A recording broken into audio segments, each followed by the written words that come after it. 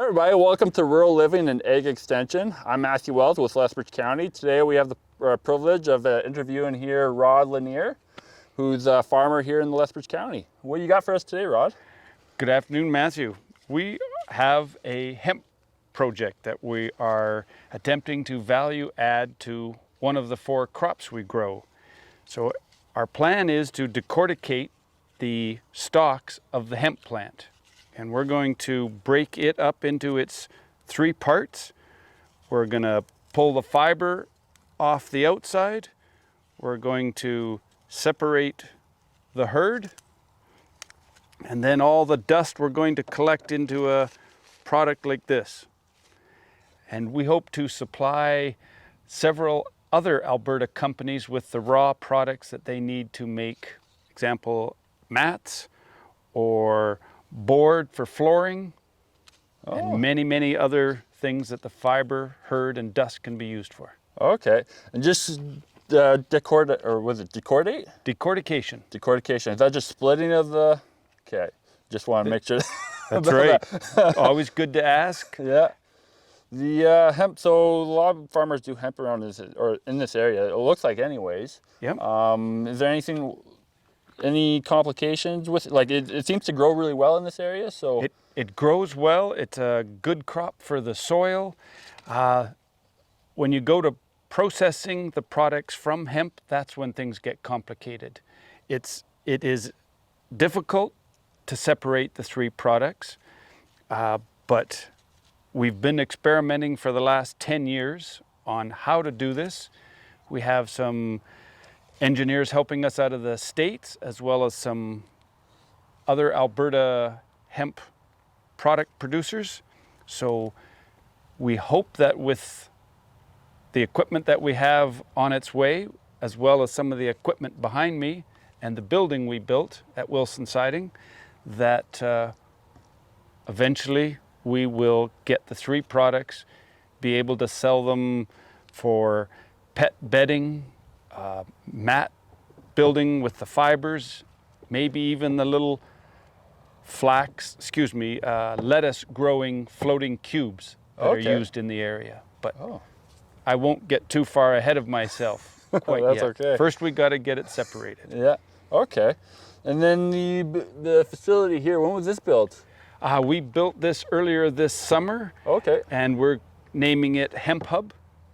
And we have our own separation system in here, as well as we may have another group coming in to do their research and development on the products that they would like to make. But we are strictly at this point just raw material separation to supply to other companies that will do finished products. Okay. And so did you talk about some of the finished products? Well, I think we got a lot of stuff here, so maybe we'll take a look at those. Sure. So I'd like to introduce the manager of Hemp Hub, Maxwell, and he might give a little bit of an explanation of what we will be trying to do here at Hemp Hub. Yeah, thank you. Well, it's pretty important at the end of the day that what comes out of our facility is exactly what our end users need. And there are so many different, even 50,000 different end users that can use either fiber, the hurd, the fiber here, the hurd here, or some of the dust, the dusty products.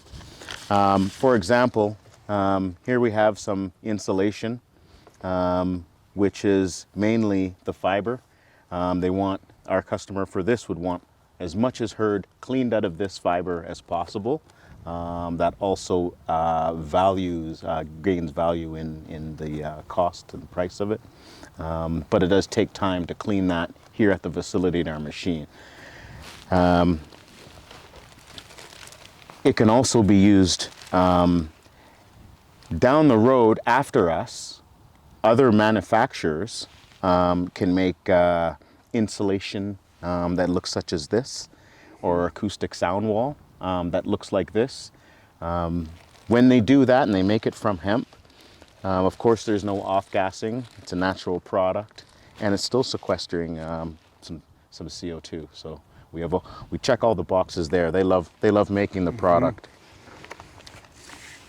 There's also another company that makes these floorboards. You can see the tongue and groove in these floorboards. The top is made from hemp.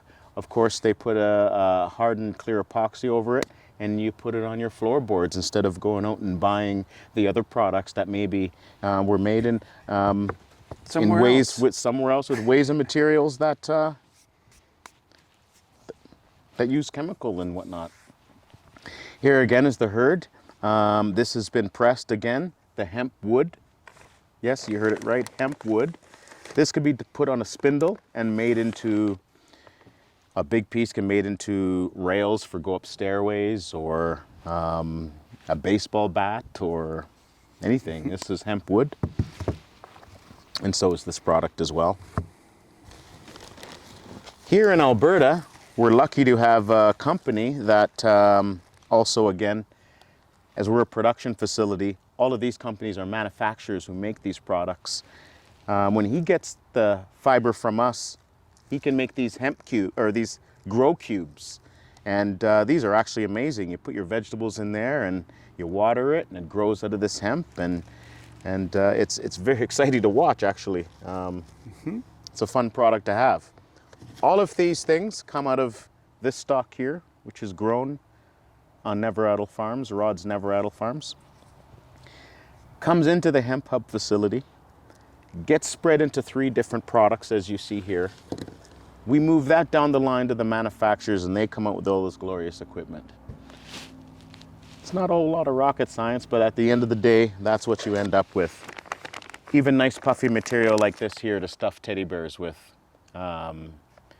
And you know that it could be hypoallergenic properties, or no chemicals, or plastics, no use of plastics inside the teddy bear you're giving to your children. So The wood. I find this like you can't. So even if you were to just, I don't know. it would hurt. The rating would be closest to oak.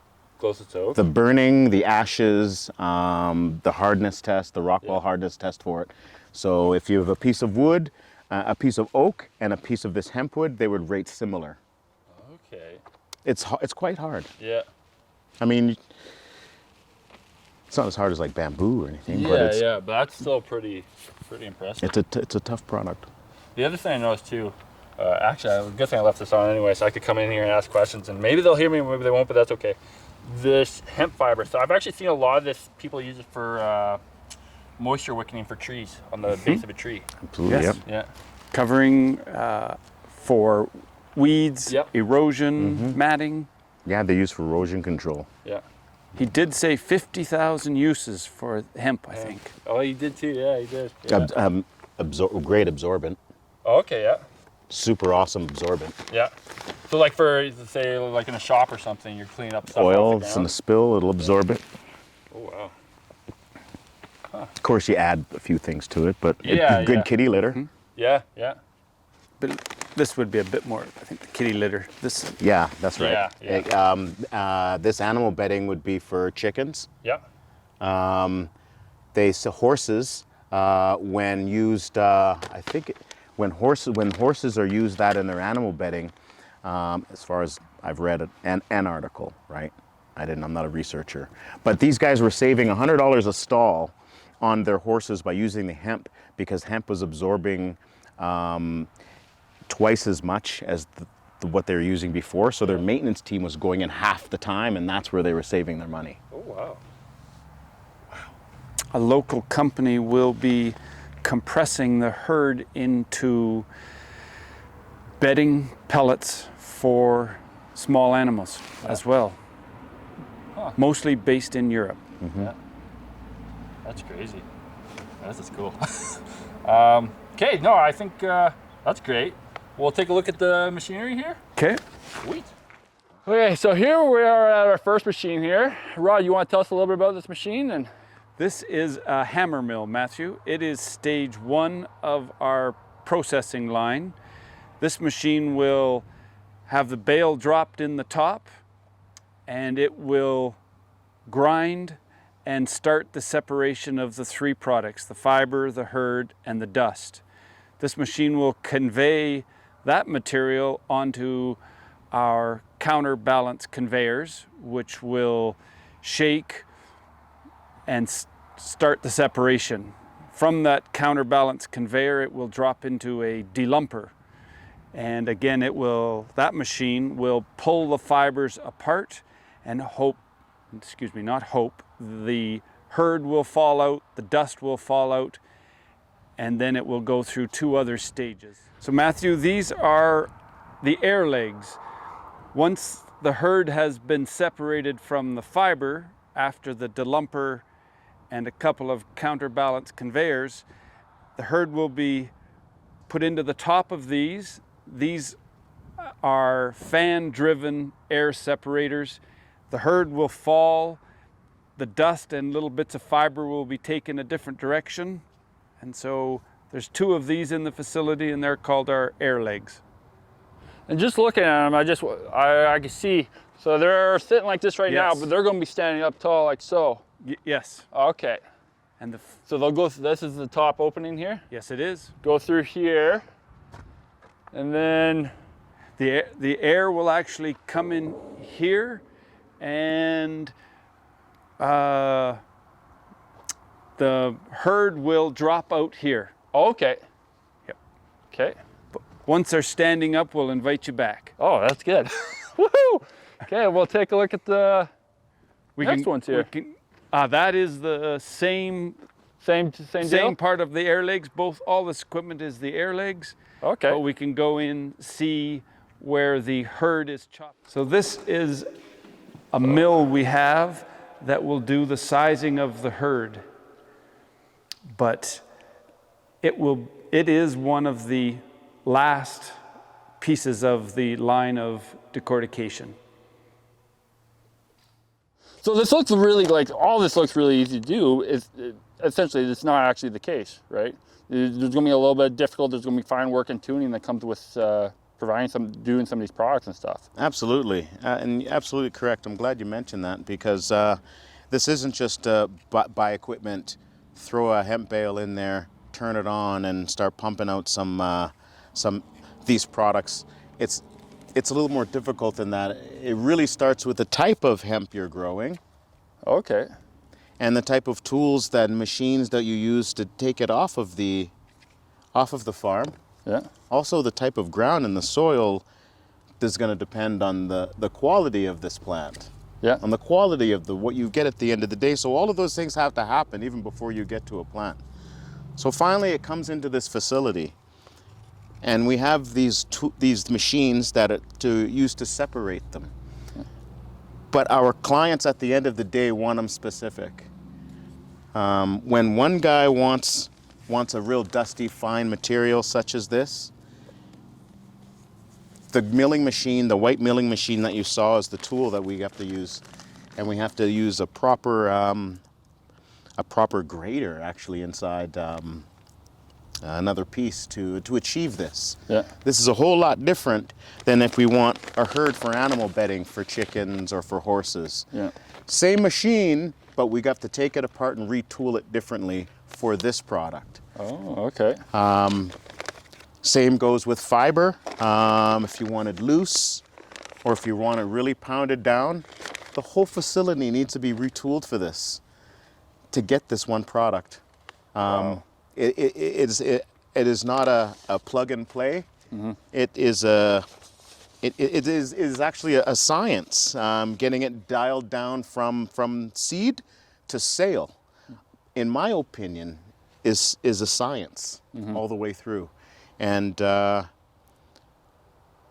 we're just taking our kick at the cat at trying to achieve this. We're quite confident, but that is what it is. And that's the challenges we face.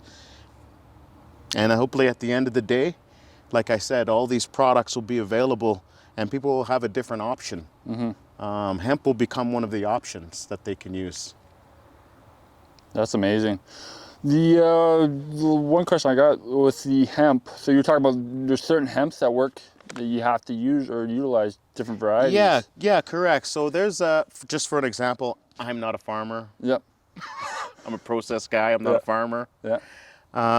There's a hemp plant called Fanola. It's short, looks like a Christmas tree, lots of seeds. Yeah. Okay, if you're into hemp seeds, that's your plant. Yeah, yeah. I can do nothing with that stalk. Oh, okay. Is it just because it's so short? It's thin. Oh, it's okay. the short guy. I can't do anything with it. Yeah. You won't have this. Yeah. Now some of the other plants that are more base stock related, Yeah. I may be able to use those, but it's not a, oh, you got hemp, bring it in, and it's not like that. Yeah. Well, that's good to know. Yeah. Yeah. Now, and I might explain, like, 'cause I see, driving around the county here, it's usually a lot of like tall hemp around here. It's the stems or the stalks look huge, like fairly big, decent size, just compared to these ones too. Yeah. I've never around here, anyways. I haven't seen it whether it's short and bush, or I guess. Yeah. Some of them are like that, but there's different varieties, right? Yeah. And they're for different uses. And if you're a farmer and you want seed, you don't want the energy to go into the stalk. You want it to go into the seed. Yeah. So yeah. Oh, that's crazy. That's amazing. But some farmers, they will grow the larger ones. They will cut the tops off for that use, but they'll come back for the stalk, and that's where we come in. Yeah. We can value add that when before maybe they were burning it. I think they were burning it. Yeah. And that's what I love about this, because you're actually you're utilizing the whole plant, and you're not just leaving bits and pieces out there to degrade over time. And as soon as this does such a great job, 1 ton of hemp will sequester 1.5 tons of CO2 out of the air. Yeah. That's great news. And then we burn it. Yeah. Send it right back into the air again. Right? So, I mean, to combat against that, facilities like this need to open up. Yeah. We need to use this product. We need to get it out there, make it another option for people, a healthier option for people. And that's what we're trying to do. No, this is amazing what you guys are doing here. Wow.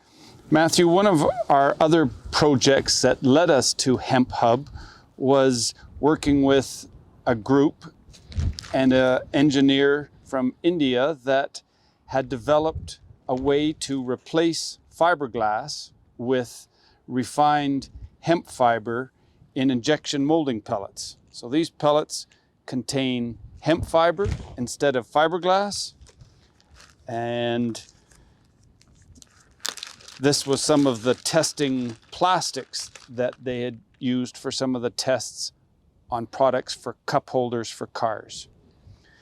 The other company we're spending some time with using the oil from the hemp seed is ZilaWorks, and they are in the process of making snowboards.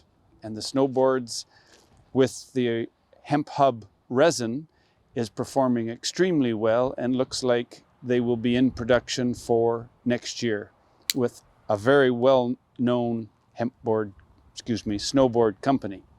But there are sophisticated products like hemp snowboards, cup holders, or many of the automotive parts,